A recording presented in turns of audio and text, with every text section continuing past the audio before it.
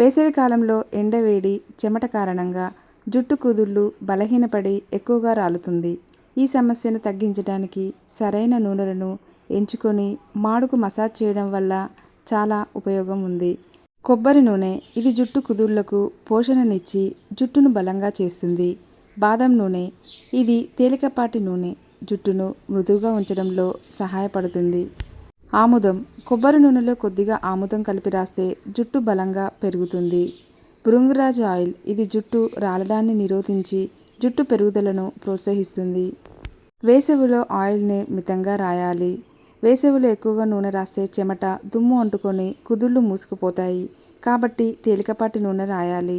తలస్నానానికి అరగంట లేదా గంట ముందు మసాజ్ చేసుకొని తర్వాత మైల్డ్ షాంపూతో స్నానం చేయాలి. వారానికి 2-3 సార్లు గోరువెచ్చని నూనెతో మాడుకు మసాజ్ చేయడం వల్ల రక్త ప్రసరణ పెరుగుతుంది.